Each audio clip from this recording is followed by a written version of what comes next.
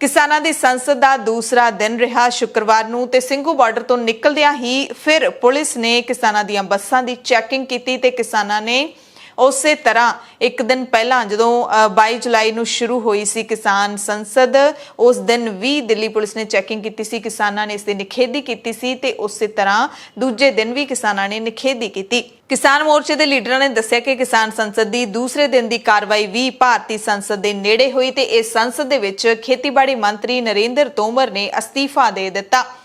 2 दिनों की कार्रवाई झूठे दोषों का पर्दाफाश करती है जो हुण महीनों तो विरोध प्रदर्शन कर रहे किसानां ते सरकार दे वल्लों लाए गए सन। एक किसान मोर्चे के लीडरां ने दस्सिया कि 2 दिनों की कार्रवाई नूं जे तुसीं सारे ध्यान दे नाल सुणोगे तां सरकार दे सारे दावियां ते इल्जामां दा उन्हां दे झूठां दा पर्दाफाश करदी है। दिलचस्प नज़ारा उस वक्त वेखण नूं मिलिया जदों संसद किसानां दी जिहड़ी चल रही सी उस दे विच खेतीबाड़ी मंत्री नरेंद्र तोमर संबोधन कर रहे सी, एक्टिंग जिहड़े कर रहे सी किसान उस तरह ही सारे किरदार इस संसद दे विच बिठाए गए ने, सारे मंत्री बनाए गए ने, स्पीकर भी बनाया गया। ਤੇ ਜਦੋਂ ਖੇਤੀਬਾੜੀ ਮੰਤਰੀ ਨਰਿੰਦਰ ਤੋਮਰ ਸੰਬੋਧਨ ਕਰ ਰਹੇ ਸੀ ਉਵੇਂ ਹੀ ਜਿਵੇਂ ਅਸਲੀ ਖੇਤੀਬਾੜੀ ਮੰਤਰੀ ਕਿਸਾਨਾਂ ਨੂੰ ਜਿਹੜੇ ਕਾਨੂੰਨਾਂ ਨੂੰ ਲੈ ਕੇ ਸਮਝਾਉਂਦੇ ਨੇ, ਇਹਨਾਂ ਦੇ ਗੁਣਗਾਨ ਕਰਦੇ ਨੇ, ਉਸੇ ਤਰ੍ਹਾਂ ਕਿਸਾਨ ਸੰਸਦ ਦੇ ਵਿੱਚ ਵੀ ਤੋਮਰ ਜੀ गुणगान करन लगे। किसानां ने विरोध कर दिता तां फिर विरोध दे दबाव दे विच आके तोमर ने अस्तीफा दे दिता। कहा कि मैं माफ़ी भी मंगदा ते अपना अस्तीफा भी सौंपदा। उन्हां ने कहा कि मेरा अस्तीफा स्वीकार करो। किसान जिहड़े मूहरे बैठे सी, जिहड़े मंत्री बने हुए सी, उन्हां ने अस्तीफा स्वीकार कर लिया ते पूरा घटनाक्रम है जिहड़ा किसान संसद दा इह तुसीं देख सकदे हो जदों खेतीबाड़ी मंत्री नरेंद्र तोमर अस्तीफा दे रहे सी। 70 साल पहले APMC वहां पे अबॉलिश की थी, वहां पे कॉन्ट्रैक्ट फार्मिंग आई थी, वहां पे किसान खुशहाल हो गया। किसानी जो किसान पहले जिसके पास 2, 4, 10 एकड़ थे, आज वहां पे सिर्फ वही किसान है जिसके पास 400 या 500 एकड़ है। अगर ऐसे कानून लेके आएंगे तो आपको खुशहाली की तरफ हम लेके जाएंगे। दूसरी बात, पहले मेरी बात सुनिए, जो कॉन्ट्रैक्ट ओपन मंडी, अगर ओपन मंडी होगी, बात सुनने का,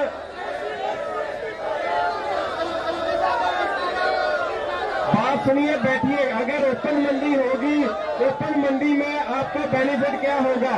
अभी आप APMC में जाते हो, आपको टैक्स देना पड़ता है। अगर आपको टैक्स देना पड़ता है 6, 7, 8%, जो बीच वाले बिचौलिए लेते हैं, अगर वो बिचौलिए टैक्स लेंगे, अगर ओपन मंडी आई वहां पे टैक्स नहीं देना पड़ेगा। सभी संसद सदस्यों को मेरी बेनती है कि बैठने का कष्ट करें। ये कोई मर्यादा नहीं है संसद की, प्लीज आप अपनी सीट ग्रहण करें। और आपको ये चेयर की तरफ से इन्फॉर्म किया जाता है कि आज कृषि मंत्री जी आपके एक भी प्रश्न का संतुष्टिजनक जो उत्तर नहीं दे सके, बार बार शर्मसार उनको होना पड़ा और छेम के नारे लगाते रहे। ये मैं आपको इन्फॉर्म करना चाहता हूँ, शर्म के मारे कृषि मंत्री ने इस्तीफा दे लिया है। ये आपकी सबसे बड़ी जीत है। धन्यवाद मंत्री जी। मैं बताना चाहता हूँ जी, मैं भी एक किसान हूँ। इस्तीफा दे दिया आपने तो इस्तीफा दे दिया। मैं अनाउंस तो कर दो, इस्तीफा कर दो जी। मैं किसानों के रुख के आगे झुक गया हूँ जी, और मैं अपने पद से इस्तीफा देता हूँ। किसान मजदूर एकता, किसान मजदूर एकता।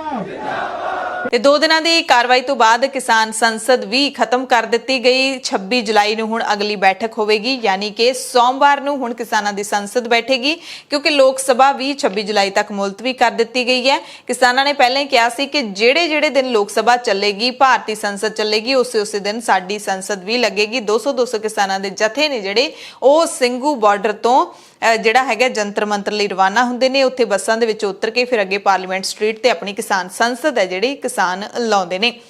ਜਿਹੜੀ ਦੂਸਰੇ ਦਿਨ ਦੀ ਕਿਸਾਨ ਸੰਸਦ ਸੀ ਉਸ ਦੇ ਵਿੱਚ ਜਿਹੜੇ 6 ਜਣੇ ਸਪੀਕਰ ਤੇ ਡਿਪਟੀ ਸਪੀਕਰ ਸੀਗੇ। 3 ਸੈਸ਼ਨਾਂ ਦੇ ਹਾਊਸ ਦੇ ਵਿੱਚ ਹਰਦੇਵ ਸਿੰਘ ਅਰਸ਼ੀ, ਜਗਤਾਰ ਸਿੰਘ ਬਾਜਵਾ, ਵੀ ਵੈਂਕਟਾ ਰਮਈਆ, ਜੰਗਵੀਰ ਸਿੰਘ ਚੌਹਾਨ, ਮੁਕੇਸ਼ ਚੰਦਰਾ ਤੇ ਹਰਪਾਲ ਸਿੰਘ ਬਿਲਾਰੀ ਇਹ ਸਾਰੇ ਸਪੀਕਰ ਤੇ ਡਿਪਟੀ ਸਪੀਕਰ ਦੀ ਡਿਊਟੀ ਨਿਭਾ ਰਹੇ ਸੀ।